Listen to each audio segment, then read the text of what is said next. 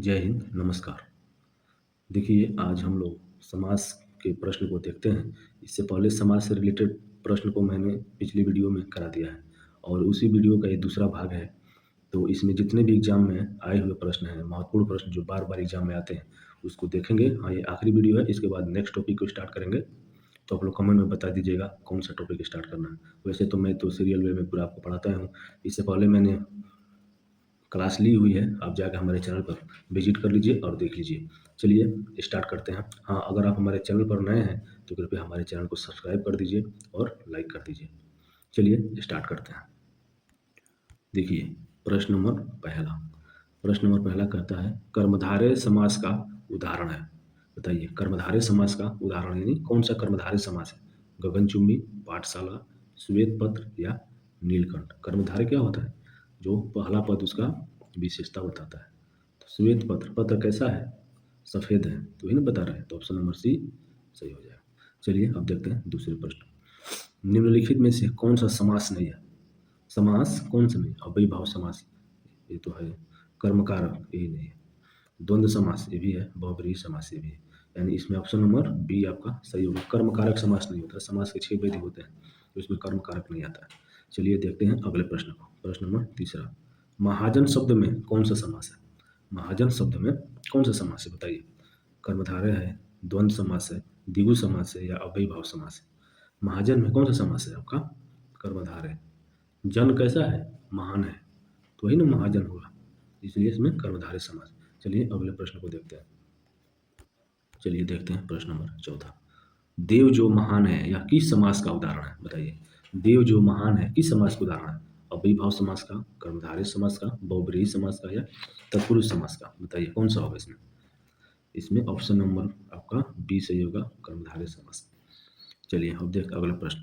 अपना पराया किस समास का उदाहरण? देखिए, अपना पराया किस समास का उदाहरण? द्वंद्व समास का, द्विगु समास का, बहुब्रीहि समास का या तत्पुरुष समास का? बताइए कौन सा होगा? इसमें योजक चिन्ह लगा हुआ है, आप इससे पहचान सकते हैं। यह द्वंद्व समास का उदाहरण है।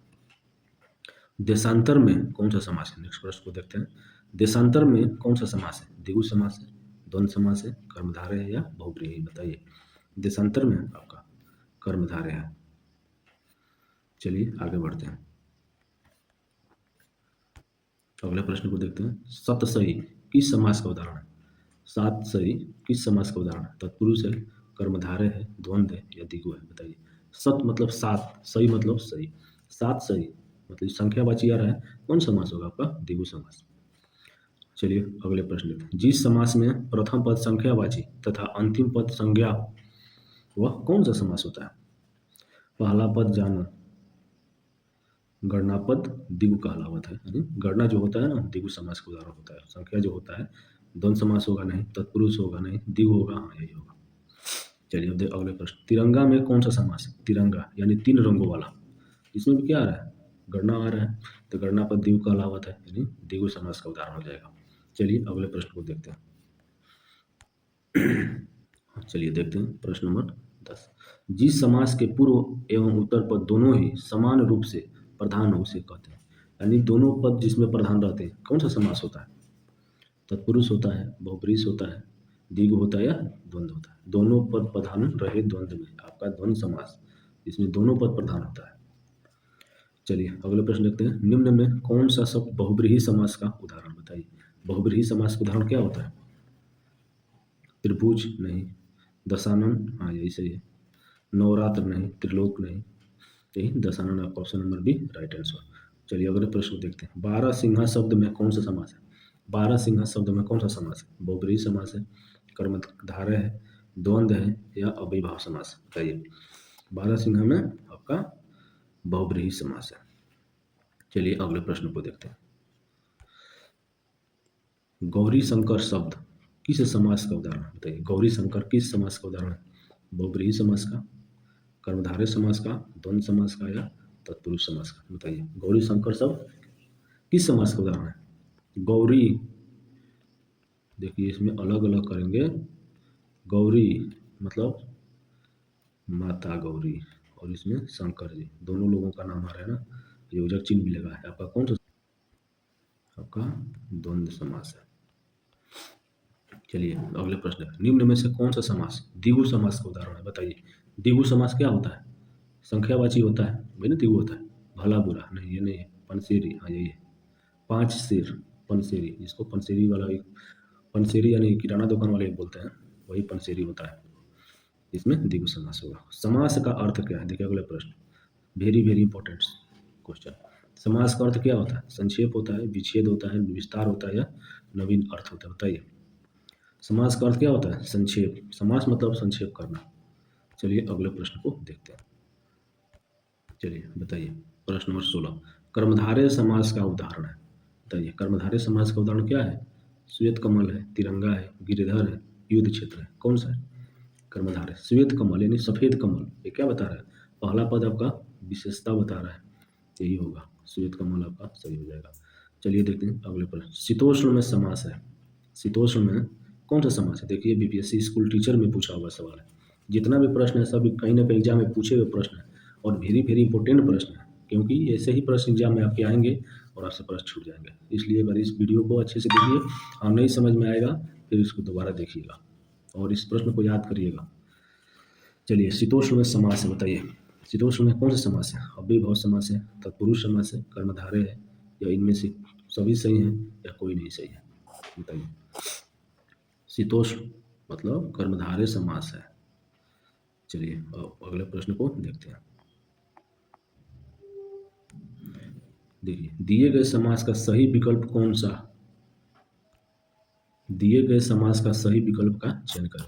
यानी दत्त धन, दत्त धन जो है कौन सा समास है? द्वंद्व है, कर्मधारय है, बहुब्रीहि है, द्विगु है। ये कौन सा है आपका? बहुब्रीहि समास है।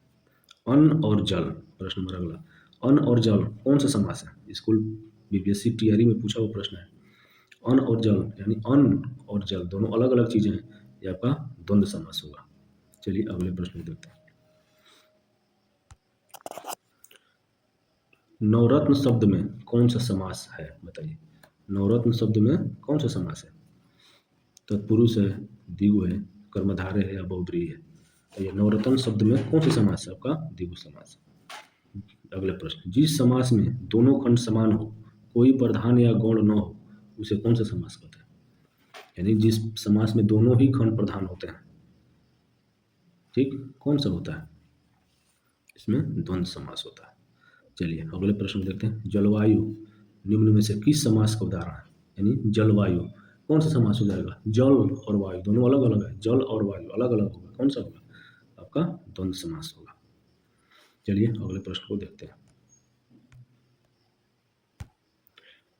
कमल नयन में, कमल नयन में कौन सा समास है? बताइए। तत्पुरुष समास है, द्विगु समास है, बहुब्रीहि समास है या द्वंद्व समास? कमल के समान नयनों वाली, क्या होगा? बहुब्रीहि समास होगा। अगले प्रश्न देखते हैं। पतझड़ में कौन सा समास है? बताइए। पतझड़ में कौन सा समास? आपका बहुब्रीहि समास हो जाएगा। चलिए और आज के आखिरी प्रश्न को देखते हैं। आजीवन, आजीवन में कौन सा समास है? आजीवन तत्पुरुष है, अव्ययीभाव है, द्वंद्व है या कर्मधारय है? बताइए। आजीवन में आपका अव्ययीभाव समास है। अव्ययीभाव समास क्या होता है? रातों रात, प्रतिदिन, एकाएक, जितने भी अव्यय शब्द होते हैं उसके पहले लगे हुए होते हैं, तो वह अव्ययीभाव समास होता है। इस तरह से देखिए हमने समास को क्लास कर लिया और क्वेश्चन भी अच्छे से कर लिया। तो आप इस वीडियो को अच्छे से देखिए, कंप्लीट करिए। अगर कोई प्रश्न आपको समझ में नहीं आता है तो कमेंट करके बताइए कि क्या इसमें समझ आपको नहीं आता। हाँ, अगर आप हमारे चैनल पर नए हैं तो हमारे चैनल को सब्सक्राइब करिए, लाइक करिए, शेयर करिए और एक कमेंट करिए। मिलते हैं एक अगले टॉपिक में, एक अगले टॉपिक में मिलते हैं। तब तक के लिए जय हिंद।